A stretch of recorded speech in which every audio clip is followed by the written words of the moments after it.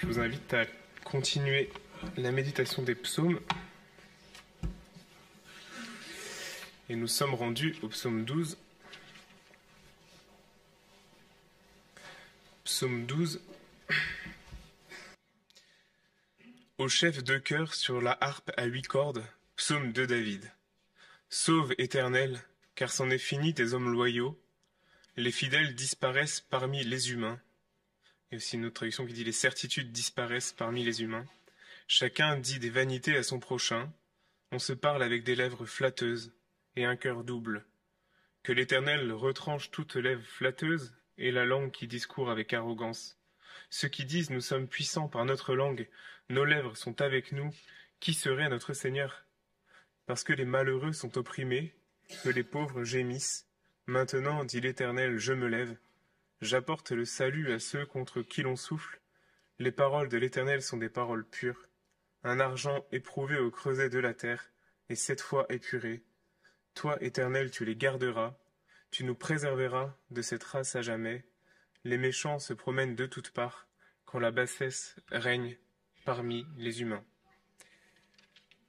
Avant d'ajouter des textes parallèles, on voit ici quand même le climat général de ce psaume qui décrit un état de société, un état en tout cas dans le peuple, qui est déplorable, un état où la parole est avilie, où le langage est dévalorisé, avec des hommes et des femmes qui parlent avec un cœur double, un cœur duplique. Il est dit, une autre traduction, il dit c'est un cœur et un cœur, c'est-à-dire dans une sorte de dualité entre ce qui est pensé et ce qui est dit, une sorte de distinction entre le langage et la profondeur de l'âme.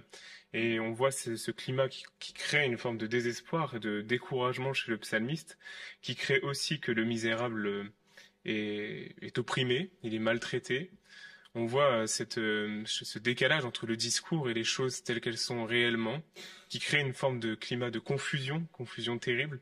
Et c'est vrai que ce psaume parle dans un contexte précis, mais qui quand même s'applique assez bien à nos vies, dans cette vie où la parole est dévalorisée, où on entend beaucoup de mots, beaucoup de choses, mais dans le fond on n'y croit plus parce que rien n'est vraiment vrai.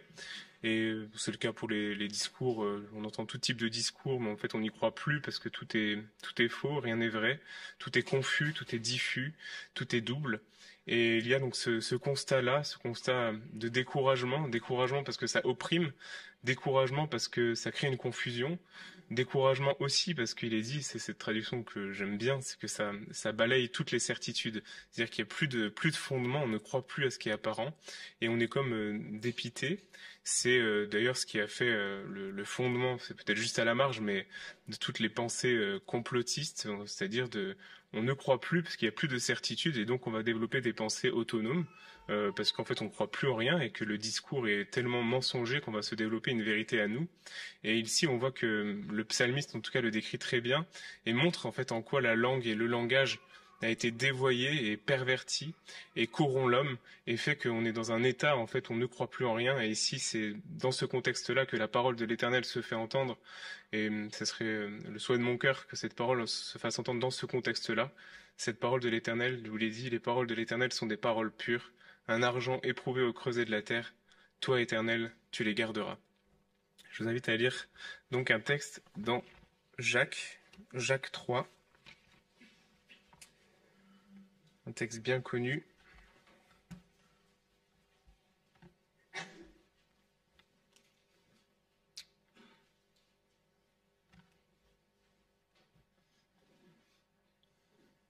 Jacques 3.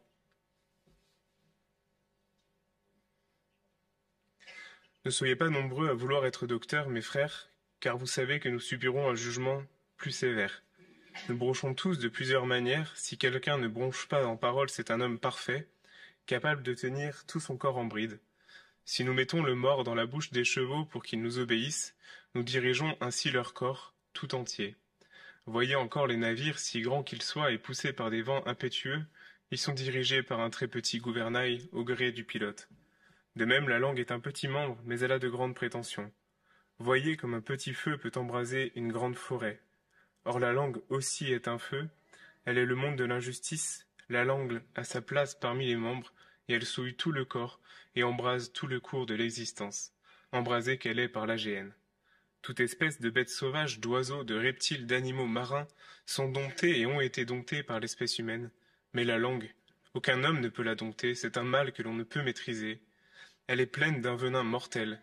Par elle nous bénissons le Seigneur notre Père, et par elle nous médissons les hommes, faits à l'image de Dieu. De la même bouche sortent la bénédiction et la malédiction, il ne faut pas, mes frères, qu'il en soit ainsi. La source fait-elle jaillir, par le même orifice, l'eau douce et l'eau amère? Un figuier, mes frères, peut-il produire des olives, ou une vigne des figues? Une source salée ne peut pas non plus donner de l'eau douce. Je vous invite à lire un autre texte qui se trouve dans Ésaïe. Ésaïe 50.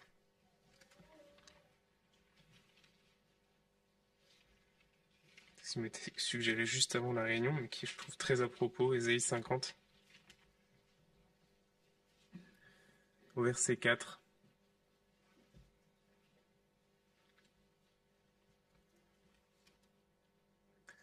Le Seigneur l'Éternel m'a donné le langage des disciples pour que je sache soutenir par la parole celui qui est fatigué.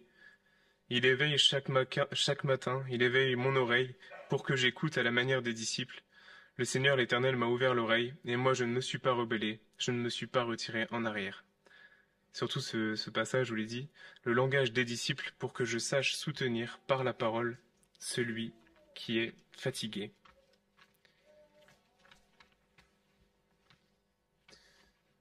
Jusqu'ici pour les lectures, j'en rajouterai par la suite. On voit ici donc cette description de la parole, de cette langue, comme il est dit dans Jacques, cette langue qui a un pouvoir d'enflammer le cours de nos existences.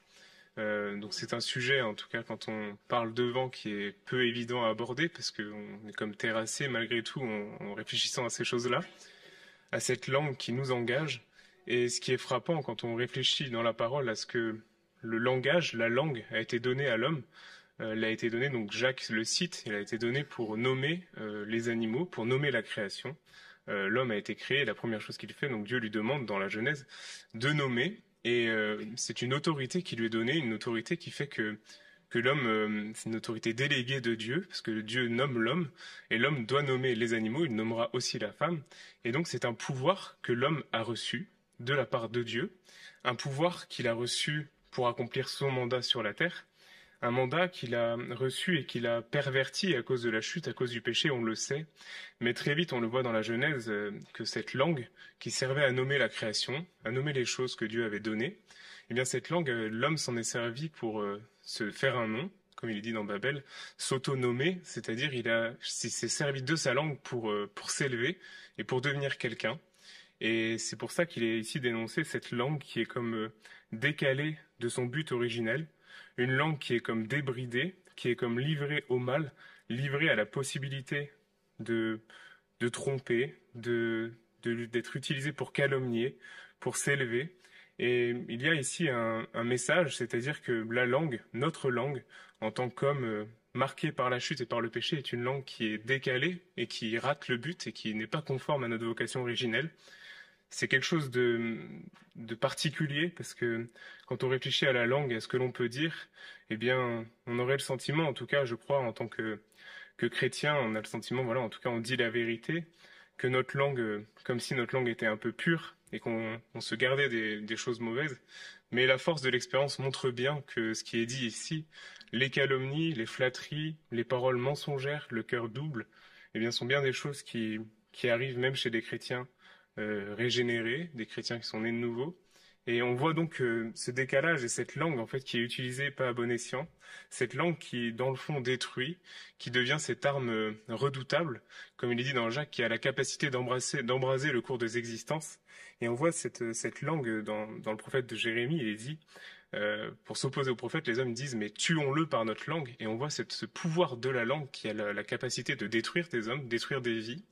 Et c'est notamment le rôle de la calomnie. Vous savez comment une petite phrase, des petites choses peuvent ruiner une existence, une réputation. Et je crois que malgré tout, même dans l'Église, même en tant que croyant et que chrétien, on est bien souvent surpris de voir l'impact et l'effet que les propos, que les langues que l'on a peuvent avoir dans les foyers, dans les vies, dans les existences. C'est quelque chose qui est, je pense, dans le fond, on a du mal à le remettre en cause, mais en réalité, on peut parler, et parfois par la calomnie et par des petites phrases que l'on a sur nos frères et sœurs, eh bien, ça peut ruiner des vies, ruiner des existences. Notamment, je pense, pour les enfants, quand on parle de calomnie, quand on parle mal de son frère, quand on utilise notre langue pas conformément à sa vocation originelle, mais qu'on l'utilise pour le mal, eh bien, il y a une œuvre de destruction et comme un feu que l'on ne peut contrôler. Et c'est ce que la parole dit, et c'est quelque chose que l'on expérimente malgré tout. Et c'est en tout cas la crainte souvent de mon cœur à ce niveau-là, c'est cette langue qui est débridée et qui crée quand même un scandale, en tout cas chez les plus petits, chez les plus faibles, notamment chez nos enfants, de ce que l'on peut dire, ce que l'on peut proclamer et ce qui est en tout cas marqué par le péché, marqué par la chute. Et nous avons donc ce feu incontrôlable en nous, ce rapport déséquilibré à notre langage, par la calomnie, mais aussi par les paroles, je crois, légères que l'on peut prononcer. Il est dit dans les proverbes, un tel parle à la légère et blesse comme une épée. Et on peut être comme ça, à parler, à pas maîtriser notre langue, à dire des choses qui vont dépasser notre pensée, à dire des choses qui vont blesser et rendre captifs les hommes. Et donc, il y a quelque chose à saisir, parce que souvent on a cette image. Je me rappelle qu'à la fac, on me disait tout le temps les paroles sont serves, mais les écrits restent. Mais sauf qu'en réalité, on voit bien que la parole que l'on prononce et les choses que l'on dit, parfois ont des effets bien plus grands que ce que l'on pense. Et dans le couple, dans nos foyers, dans l'Église, c'est souvent des petites paroles qui paraissent rien, qui peuvent détruire toute une œuvre, toute une vie. Et il est dit dans Jacques qu'il n'en soit pas ainsi parmi vous. Et je crois que cette exhortation doit retentir dans nos cœurs, qu'il n'en soit pas ainsi parmi nous, que notre parole ne soit pas utilisée pour cela. Et on peut le dire, d'accord, mais comment? Et ici, il est même dit ici d'avoir une parole pour le malheureux, une parole pour le faible. Et c'est quelque chose qui place dans une forme de découragement, parce que il est très difficile d'avoir une parole qui soit une parole. À la limite, on pourrait se contenter d'avoir une parole qui dit pas le mal, mais ici, il est dit d'une parole qui va répondre à l'opprimé, qui va guérir le malheureux. Il est dit, le témoin véridique délivre les âmes, une parole qui a un effet de délivrance, une parole qui a un effet salvateur pour celui qui est autour de nous. C'est ce à quoi nous sommes appelés. Dans la parole, il est dit que nous sommes appelés à avoir des paroles qui ne sont pas vaines. Il est dit même dans une autre traduction, c'est des paroles qui sont actives, c'est-à-dire qui produisent un effet, qui vont sauver le pauvre, sauver le malheureux. Et donc nous sommes appelés à rechercher ces paroles qui édifient, qui construisent, qui bâtissent l'Église, ces paroles qui vont être dispensées dans l'amour et qui vont produire un fruit de vérité. Et la réalité, c'est que c'est là toute la difficulté, je crois, par rapport à notre langage. C'est que si nous sommes bien disposés et si nous veillons à notre langue, à essayer de ne pas dire le mensonge, pas dire de calomnie, pas dire de flatterie, on peut y veiller. Mais par contre, quand on est confronté, on est placé face aux misérables, face à l'opprimé, face aux pauvres, eh bien, comme il est dit dans Ésaïe, à celui, il est dit cette parole pour celui qui est fatigué, cette parole qui soutient celui qui est lassé, qui est harassé par l'existence. Quand on est placé face à ça, eh bien, on est souvent bien sec et bien terrassé intérieurement parce qu'on ne sait pas quoi dire. Et il est donc une question d'avoir une parole qui soit pas simplement une parole neutre, parce que ça n'existe pas. Comme le disait Guillaume l'autre soir, c'est pas une parole, il n'y a pas de neutralité en soi. C'est ou bien nous avons une parole qui est sous le régime du Seigneur, ou bien nous avons une parole qui est sous le régime du malin. Et donc il s'agit d'avoir une parole qui est sous le régime du Seigneur, et donc qui réponde à l'affligé, qui réponde aux pauvres, qui réponde aux misérables. Je ne comprends pas la parole autrement. Je crois que nous sommes appelés chacun de nous dans l'Église. Donc le texte d'Éphésiens parle de la question des ministères, des dons que nous sommes appelés à avoir pour l'Église. Eh bien, il y a quand même dans les dons qui sont donnés pour l'Église le fait d'avoir une parole qui soit une parole qui soutienne l'affligé, qui soutienne le pauvre et qui guérisse nos amis, qui guérisse nos frères. C'est pas quelque chose que je crois dans l'expérience qui est facile, parce qu'en réalité, nous sommes, lorsqu'il s'agit de parler, d'avoir une parole inspirée, eh bien, on voit qu'on est souvent on produit que du néant, avec des paroles qui sont souvent mélangées entre le vrai et le faux, des paroles qui peuvent être des paroles donc aimantes mais flatteuses, mais qui sont simplement un peu douces et sans aspérité et qui produisent pas grand-chose, ou bien on peut avoir des paroles de vérité qui sont complètement destructrices. Mais en tout cas, c'est toujours des paroles qui produisent pas d'effet et qui annoncent pas le ministère de réconciliation comme on est appelé à le faire et à le communiquer dans l'Église. Et c'est pour ça que l'on a besoin, et plus que jamais, je crois surtout à la fin d'un camp, on a entendu de bonnes paroles, des paroles qui parfois ont parlé à nos cœurs, mais on a besoin de recevoir, de pouvoir les transmettre, de pouvoir communiquer ces paroles à ceux qui sont fatigués, ceux qui sont autour de nous, de pouvoir être des témoins. Alors, d'abord dans l'Église, d'abord dans nos familles, mais aussi dans le monde, d'avoir une parole qui soit une parole inspirée, qui soit salée, une parole qui porte un fruit. Eh bien, lorsqu'on en a besoin de ça, de ces paroles pures, et de ces paroles qui suscitent la foi, qui apportent la guérison, eh bien, ce psaume ici donne une réponse, et c'est quelque chose qui m'a parlé, parce que la réponse qui est donnée ici, par rapport à tout ce climat ou de relativisme par rapport à la parole, une parole qui ne produit pas d'effet, il est dit, les malheureux sont opprimés, les pauvres gémissent, mais maintenant, dit l'Éternel, je me lève, j'apporte le salut, les paroles de l'Éternel sont des paroles pures, un argent éprouvé au creuset de la terre et cette fois épuré. Ce qui est frappant ici, c'est que les paroles qui nous sont données, qui sont données, elles viennent de l'Éternel, et c'est l'Éternel qui donne ces paroles pures, qui sont capables de soutenir celui qui est affligé, capables de parler au cœur de celui qui est lassé, capables de répondre aux besoins de l'âme profonds, qui parfois on est très désemparé face à cela. Et bien ici, il nous est dit que ces paroles, elles sont données par l'Éternel. C'est le seul qui donne des paroles pures, un argent éprouvé au creuset de la terre. Et souvent, on est comme ballotté intérieurement en se disant, mais par rapport aux besoins que l'on voit, entre une parole, on se dit, il faudrait que je donne une parole ou bien de vérité, une parole très vraie qui dénonce le péché, ou bien une parole d'amour qui donne un peu du baume au cœur. Mais souvent, on bascule, on donne trop d'amour ou trop de vérité, et souvent, en fait, on n'a ni l'un ni l'autre, et on est tout le temps dans des raisonnements intérieurs de se dire, mais quelle est la parole la plus juste, la parole la plus inspirée, qui soit à la fois aimante et vraie. Mais on oublie une chose, c'est que dans la parole, il est quand même dit dans Jean, en parlant de Jésus-Christ, il est dit la parole a été faite, je vais le dire directement, parce que je ne vais pas le déformer, mais il est dit la parole a été faite chair, et elle est habitée parmi nous pleine de grâce et de vérité.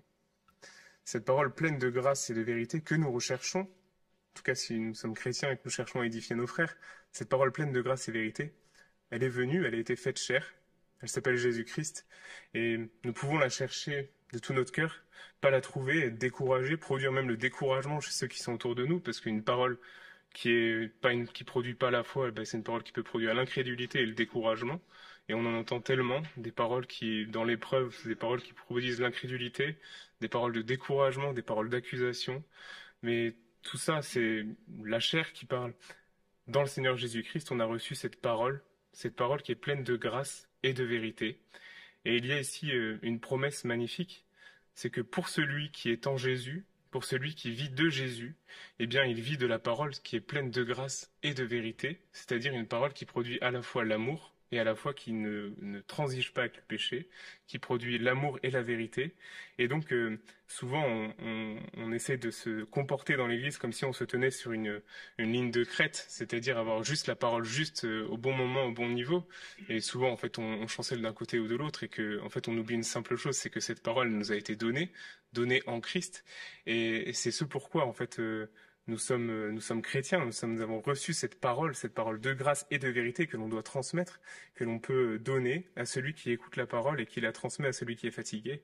Et je crois qu'il y a ici quelque chose de très libérateur, parce que c'est cette parole pure, c'est cette parole-là qui peut avoir du fruit, qui peut porter du fruit.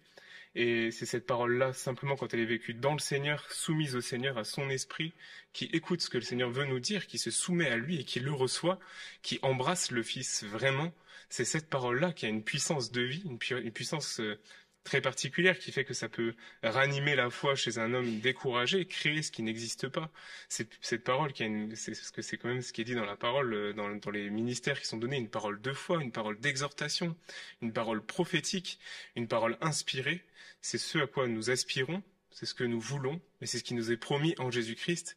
Et j'aimerais simplement lire un psaume avec vous qui m'a marqué, et je crois qu'il va dans le même sens. C'est un psaume qui est très beau, c'est le psaume 45.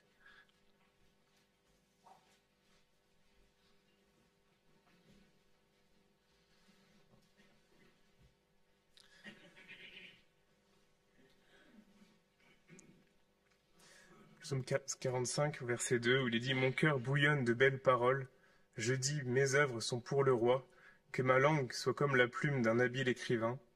Tu es le plus beau des fils de l'homme, la grâce est répandue sur tes lèvres, c'est pourquoi Dieu t'a béni pour toujours.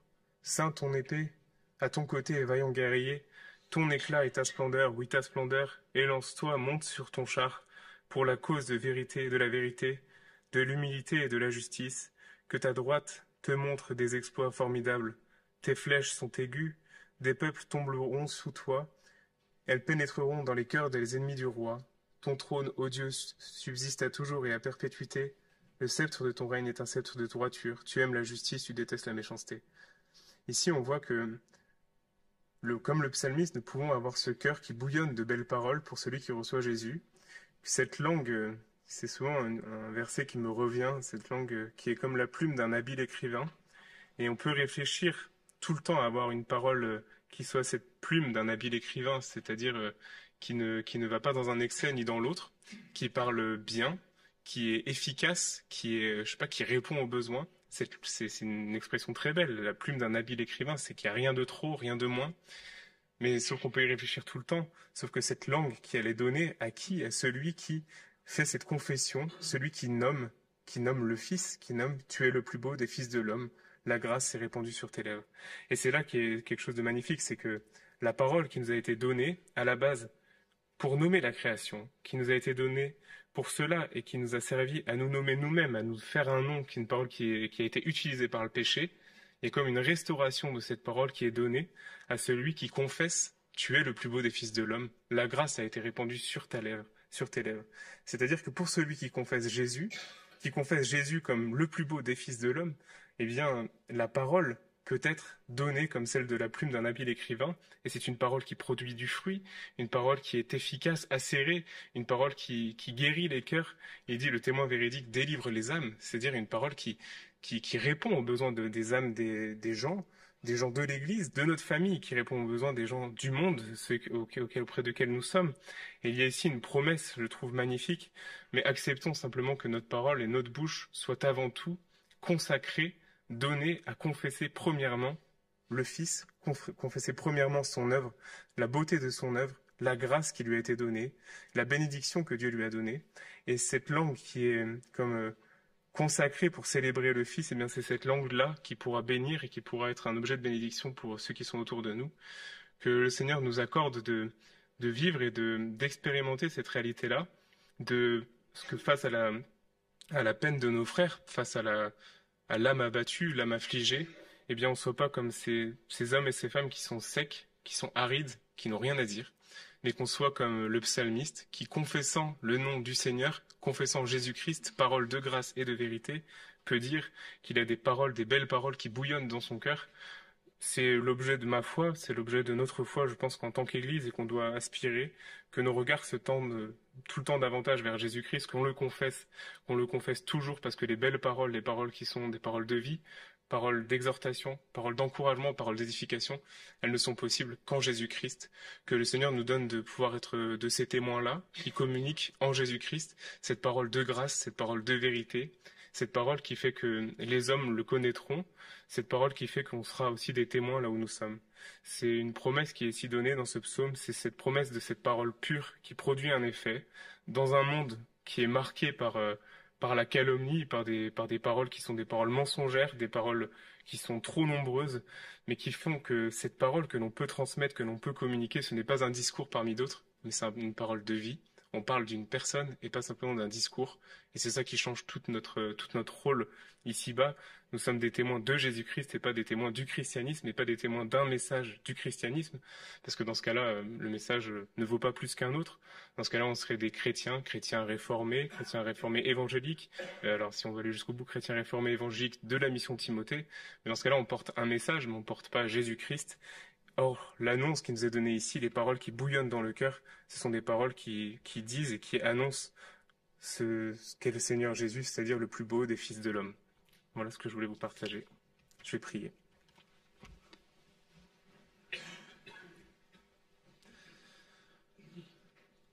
Seigneur, nous bénissons ton nom pour ta parole. Je te demandais pardon pour toutes les fois où ma bouche et mon langage m'a servi, Seigneur, pour moi-même, pour m'élever, et pas pour célébrer la gloire de ta grâce. Seigneur, je te prie de nous donner d'être des témoins véritables, Seigneur, là où nous sommes, que, Seigneur, nos cœurs regardent à toi et que nous regardions vraiment à toi, Seigneur, je veux te demander pardon pour toutes les fois où, face aux peines et aux difficultés, j'ai ce cœur sec, ce cœur aride, parce que Seigneur, je cherche à avoir cette bouche habile comme celle d'un habile écrivain sans confesser le Fils, sans le célébrer, sans confesser, Seigneur, que tu es le plus beau des fils de l'homme et que la grâce est répandue sur tes lèvres.